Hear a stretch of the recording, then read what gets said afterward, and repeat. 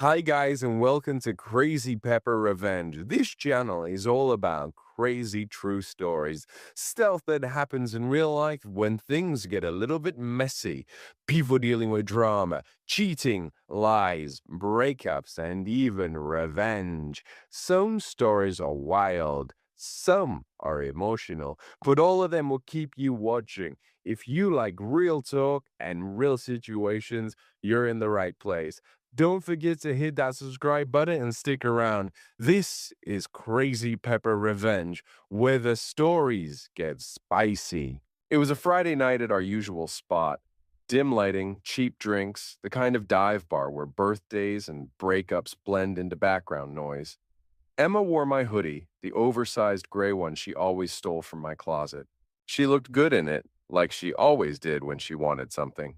I had no idea this would be our last night together. We'd been sitting with our friend group for about an hour when Emma suddenly cleared her throat during a lull in conversation. 6 of them were there: Ben, Maya, Chris, Sarah, Jake, and Mia, all half drunk and laughing about something stupid. Emma's voice cut through the chatter, way too loud for the intimate setting. "So, I guess this is as good a time as any," she announced, and the entire table went silent. I looked at her calmly, waiting. She turned to face me directly, and I'll never forget the smirk that spread across her face. "I cheated on you, Dave." The words didn't even sting at first. They just landed there, heavy and final, like something you already knew deep down but had been pretending not to see. But she wasn't done. "Honestly, I needed a real man, not someone who works in fucking tech support and spends his weekends under the hood of a piece of shit car that still won't start." Her voice dripped with contempt. "Caleb actually knows how to satisfy a woman, if you know what I mean." The table erupted in nervous laughter, but not the uncomfortable kind you'd expect. No, these people weren't shocked. They were entertained. Ben, the guy I'd considered my closest friend since college, actually clinked his beer bottle against Emma's drink. "Damn girl, you're absolutely savage," he laughed. "But hey, at least you're being honest about it." I respect that. Maya, who used to text me for advice about her own relationship problems, just shook her head with this knowing smile. "We all saw this coming, honestly. Emma's been way too good for you for months. Even Chris, the same guy who crashed on my couch for 3 weeks last year when his lease fell through, gave me this look. The kind that says, 'Just take the L and leave, man.'" I sat there for a moment, really looking at Emma. I saw the desperate need for validation behind that smirk, the emptiness in her eyes as she waited for my reaction. She wanted me to explode, to yell, to give her and our so-called friends a show they could talk about for weeks. Instead, I smiled, picked up my keys from the table, and tossed them up in the air before catching them. "Cool," I said, standing up. "Thanks for letting me know." That was it. I turned around and walked out while their laughter followed me through the door.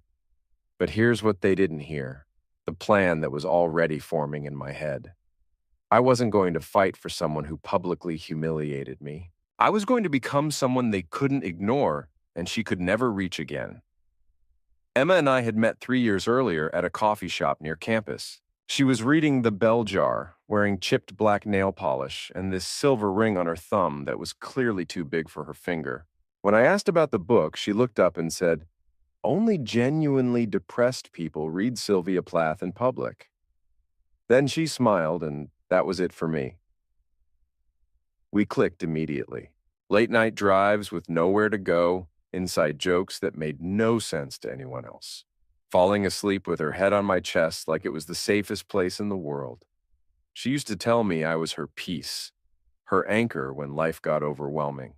When I was working on that beat-up '92 Civic in my garage, she'd sit with me for hours, passing me tools and playing music from her phone. We weren't rich or flashy, but we felt solid. At least, I thought we did.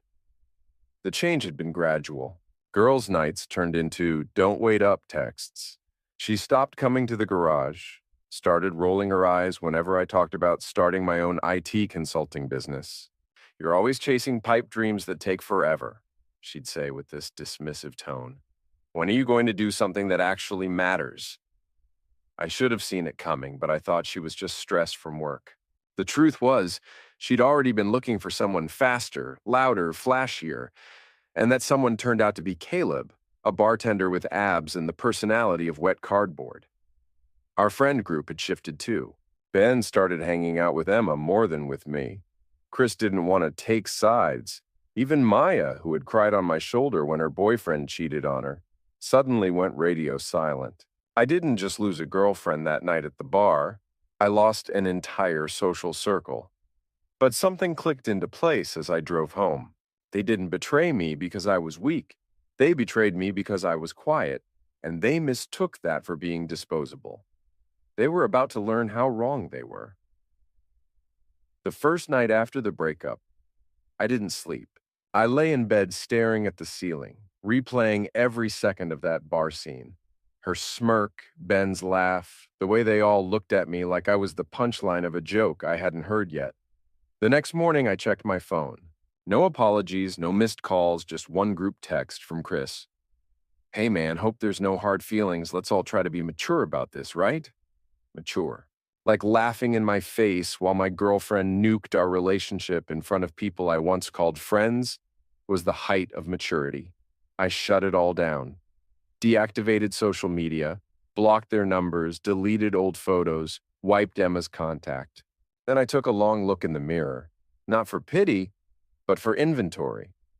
If they all saw someone disposable, I needed to build someone undeniable. I started small, reached out to an old professor who once told me I had CEO energy and asked about advanced certifications. Enrolled in night classes for cybersecurity, woke up at 5 a.m. every single day and ran until my lungs burned. Cut out carbs, hit the gym 6 days a week, fixed my sleep schedule. Most importantly, I threw myself into work like a man possessed.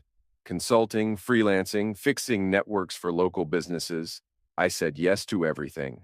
While they were posting Instagram stories and celebrating betrayal like it was a personality trait, I was building something they wouldn't recognize. No one knew where I'd gone. Not Ben, not Maya, definitely not Emma.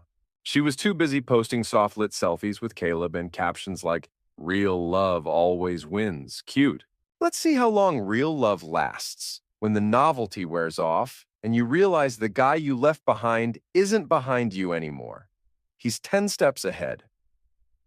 2 months passed without a single text or call from any of them. I loved every second of the silence. Work exploded. One freelance gig led to a contract, which led to a referral, which led to a retainer. Before I knew it, I was making more in a month than I used to make in 6.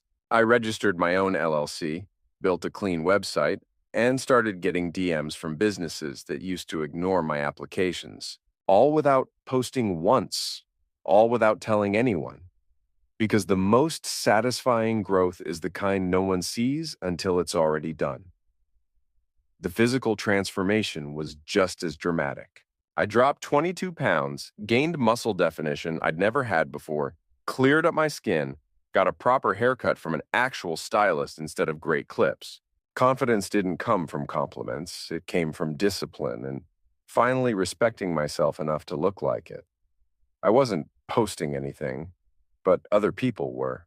I started appearing in tagged photos from client events, networking meetups, charity runs. A few of Emma's friends still followed those accounts, and apparently word was getting around. Then my phone started buzzing again. Maya. "Hey, stranger. You look amazing in Jake's photos. Hope you're doing okay." "Ben, heard you started your own company or something? That's wild man respect." "Chris. Dude, your name came up in a client meeting today, LOL. You killing it out there?" I ignored every single message because the version of me they knew didn't exist anymore. They'd killed him when they chose her side. I just buried the body. That's when Emma's facade started cracking. She posted less frequently, then stopped altogether for weeks. I heard through the grapevine that things with Caleb weren't going well. Apparently, real men don't like paying for everything when their bartender salary runs out. The breaking point came on a random Tuesday morning. I was reviewing a proposal for a major contract when my phone started lighting up like a Christmas tree. One call, then another, then another. By noon, I had 32 missed calls from numbers I'd blocked months ago. The texts started pouring in. Emma, I know I'm the last person you want to hear from, but please, can we talk?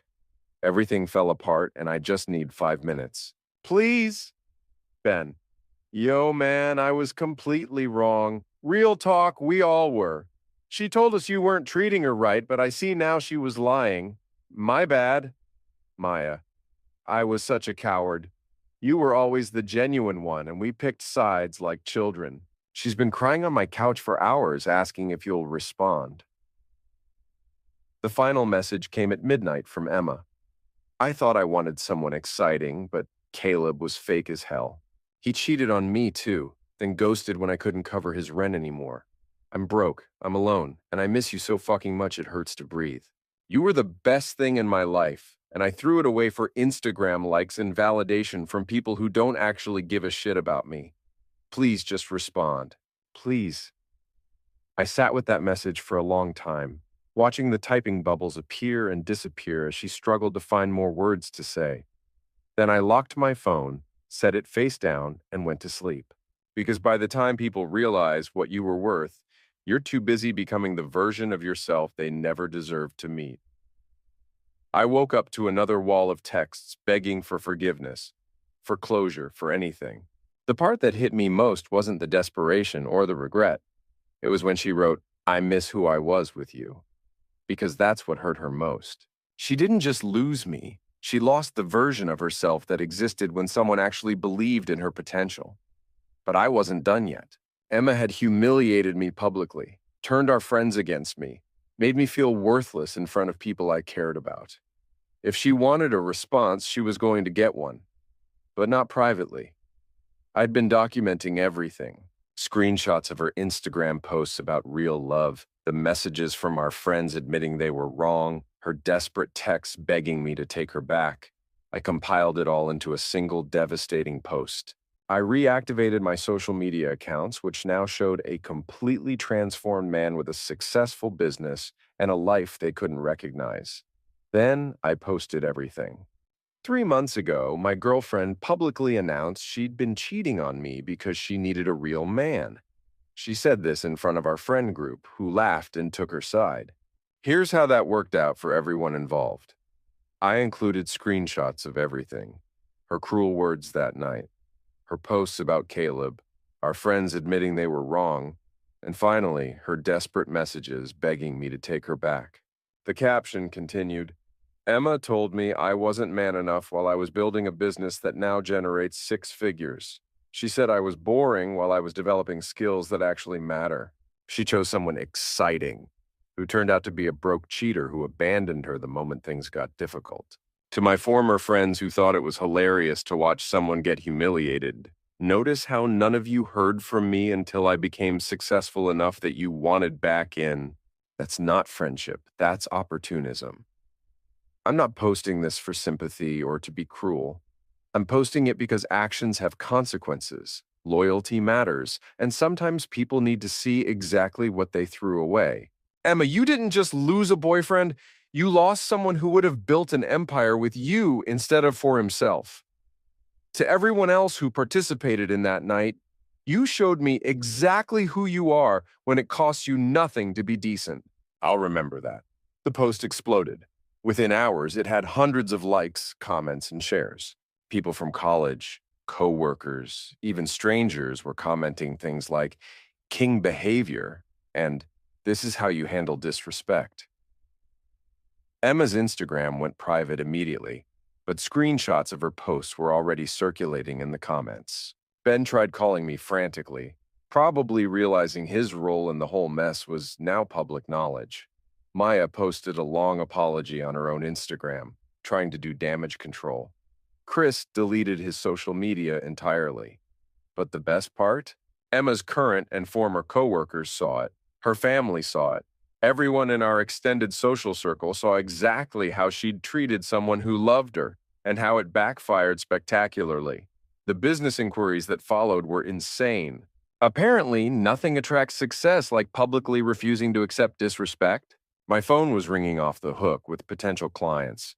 who'd seen the post and wanted to work with someone who handles adversity with class. Emma tried reaching out one final time through a mutual acquaintance. Tell him I'll do anything to make this right. I'll post a public apology. I'll tell everyone the truth about that night, whatever he wants. My response was simple.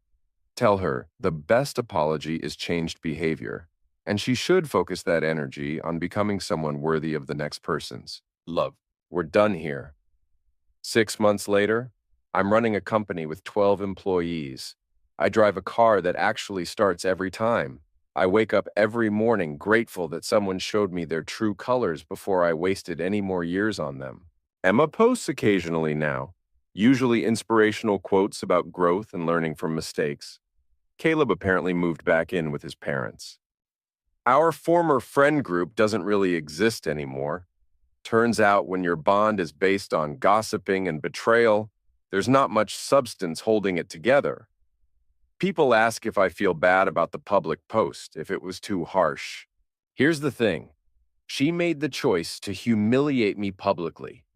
She could have broken up with me privately, could have handled it with basic human decency. Instead, she chose cruelty as entertainment for people who were supposed to care about both of us. I didn't destroy her reputation. I simply made sure everyone could see the same behavior she'd already chosen to display. The consequences weren't punishment, they were just consequences. Sometimes the best revenge isn't plotting or scheming. Sometimes it's just refusing to let someone's worst moment define your entire future, then letting them watch from a distance as you become everything they said you'd never be. Every text they send now goes unanswered. Not because I'm bitter, but because I genuinely don't have room in my life for people who celebrate watching others get torn down. I sleep peacefully every night knowing that while they're spinning in regret and social media drama, I'm building something real. The moral of the story? Never mistake someone's silence for weakness, and never underestimate what a person can become when they stop wasting energy on people who don't value them. Sometimes walking away isn't giving up. It's leveling up so dramatically that they can't even picture themselves in your life anymore. That's not revenge. That's just growth with an audience.